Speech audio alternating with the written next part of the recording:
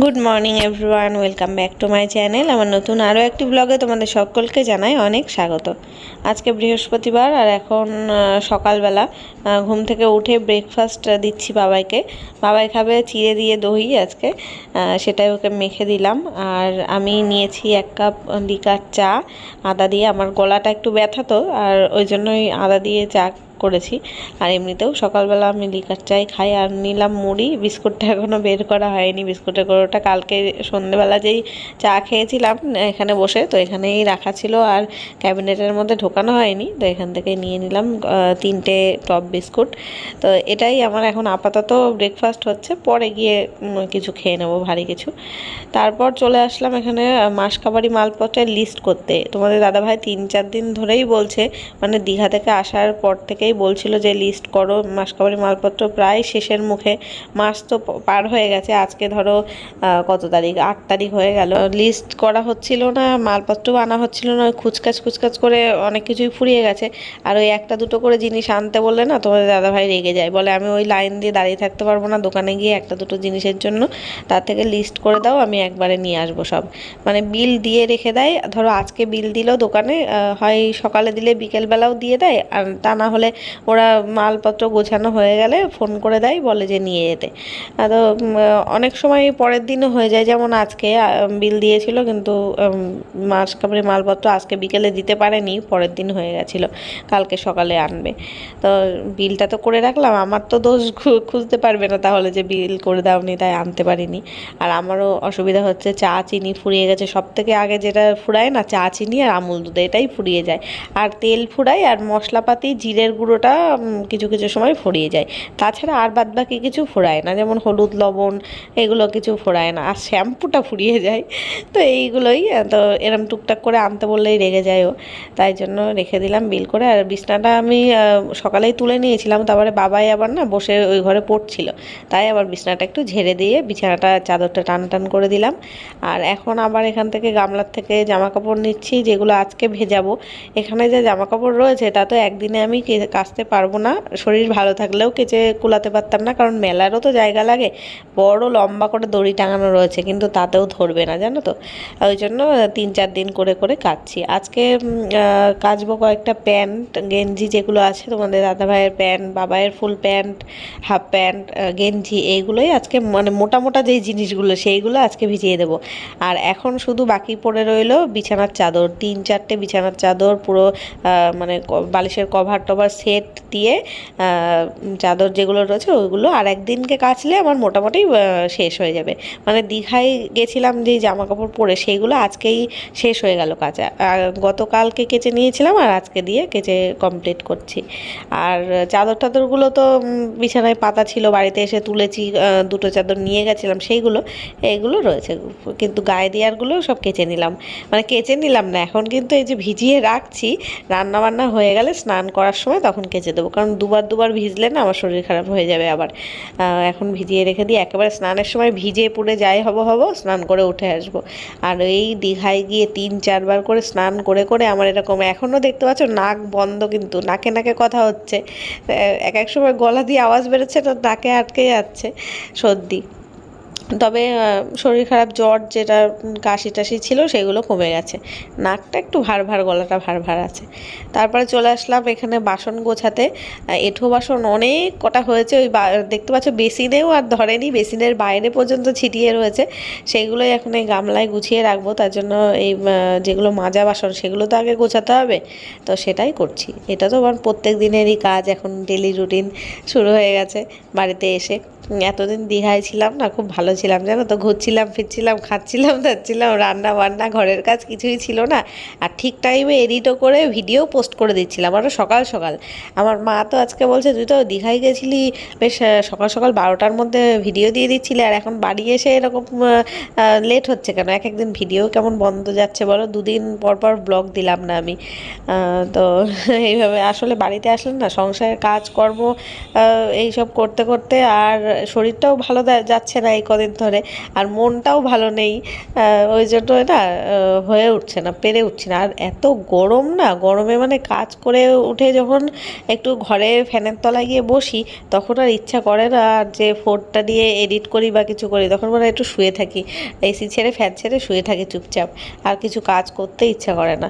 মানে এডিটটাও তো একটা কাজ, ফোনে নিয়ে মনোযোগ সহকারে করা, যতই ভারী কাজটা, তবে মাথাটা তো খাটাতে হয়, মাথার কাজ মানে ব্রেনটা তো চালাতে হয়, সেটাও ইচ্ছা করে না, ওটাই চুপচাপ মানে বসে থাকি, ওই জন্য আর হয়ে ওঠে না।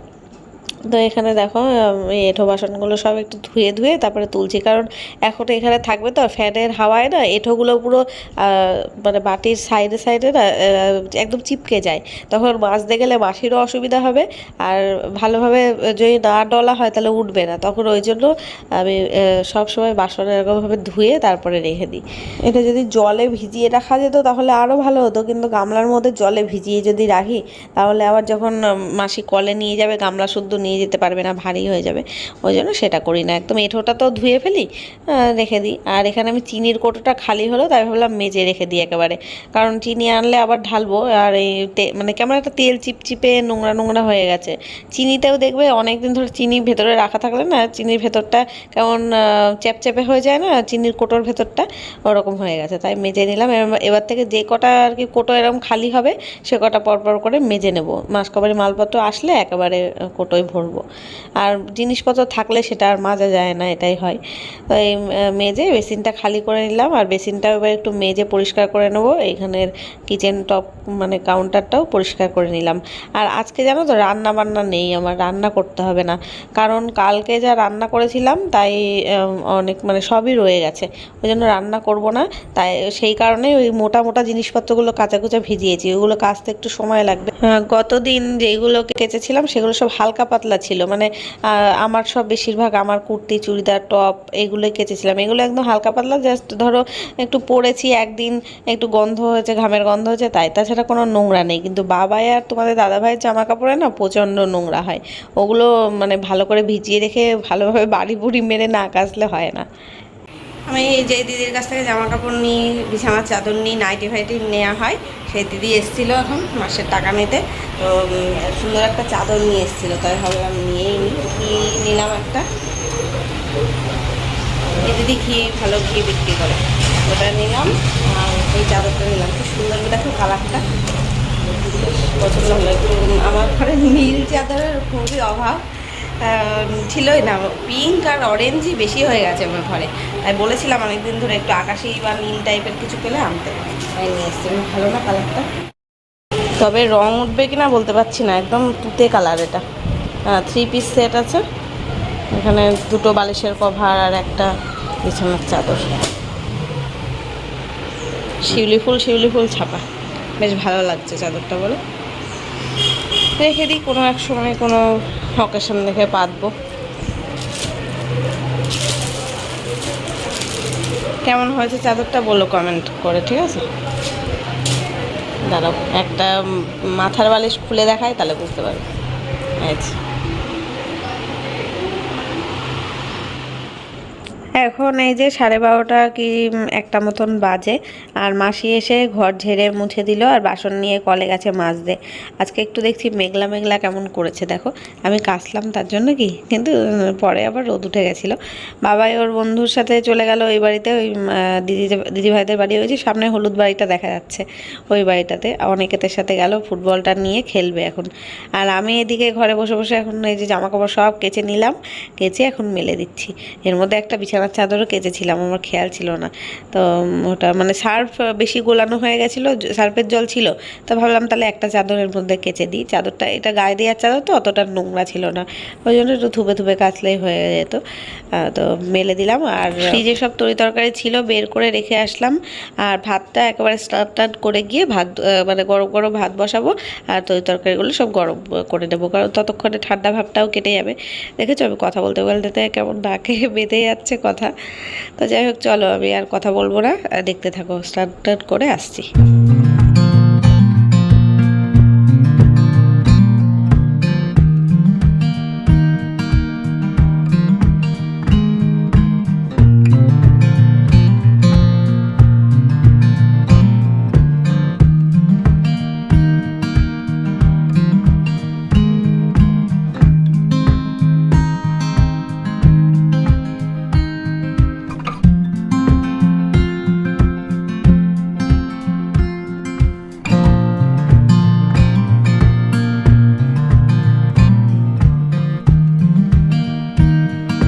এই যে এখন স্নান করে এসে বৃহস্পতিবারের ঘট পেতে পুজো দিয়ে দিলাম। অনেক দিন পরে ঠাকুরের আসনটা একদম পরিষ্কার পরিচ্ছন্ন করে পুজো দিলাম, কারণ গত সপ্তাহে তো বাড়িতে ছিলাম না, বৃহস্পতিবারের পুজো দিতে পারিনি, আজকে ঘট পাতলাম।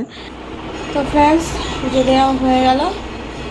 চলো ভাত বেড়ে খেতে দিই। বাবার স্নান হয়ে গেছে, তোমার দাদা ভাইয়ের হয়ে গেছে।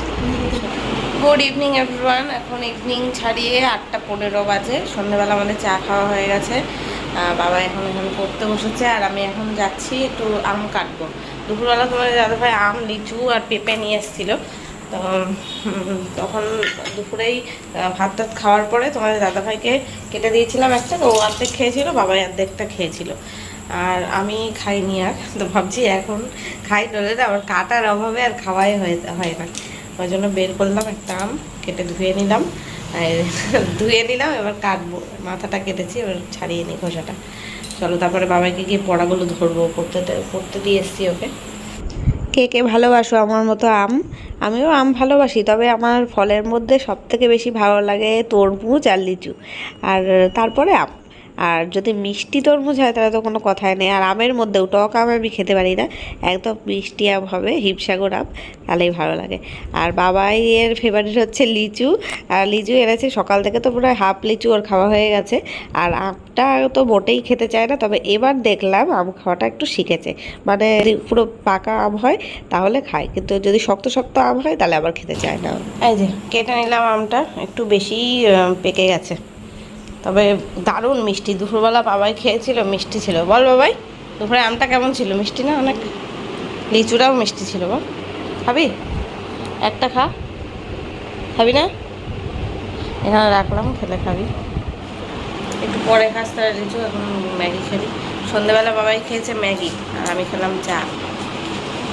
যা গরম, এই ঘরটা একটু ঠান্ডা আছে, ফ্যান চালানোই রয়েছে, কিন্তু সারা দুপুর এসি চলেছে বলে এখন এই ঘরটা ঠান্ডা আছে। এখন এসি অফ, তাও ঘর ঠান্ডা। তো ওইদিকে বারান্দা আর বাবাইয়ের ঘরে বসা যাচ্ছে না। এখন পড়াশুনোও এই ঘরেই করতে হয়, শুধু স্যার যখন পড়াতে আসে তখন ওই ঘরে পড়ে। চলো ওকে পড়া ধরে নিই, আর আমটা আমি খেয়ে নিই। ঠান্ডা ঠান্ডা আম ফ্রিজ থেকে বের করেছি, খেতে ভালো লাগবে। গরম হয়ে গেলে তখন আর টেস্টটা থাকবে না সেটা। হ্যালো, সবাই ভয় পাওনি তো আমাকে দেখে? এখন কটা বাজে দেখবে, দেখো 12:15 বাজে রাত। সবার খাওয়া দাওয়া কমপ্লিট। বাবাই আর তোমাদের দাদাভাই তো ওই ঘরে একদম ঘুমিয়ে নাক ডাকছে, আর আমি খাওয়া দাওয়া করে ওঠার পর চুল আঁচড়ালাম, আর মুখে একটা মাস্ক লাগিয়েছি, চারকোল ফেস মাস্ক। এই দীঘায় ঘুরতে গিয়ে এত ট্যান পড়েছে, স্কিনের অবস্থা একদম খারাপ, তো ভাবলাম মাস্ক লাগাই একটু। তো চলো মাস্কটা ধুয়ে ফেলে এখন ঘুমাতে যাবো। আজকের মতো টাটা, গুড নাইট।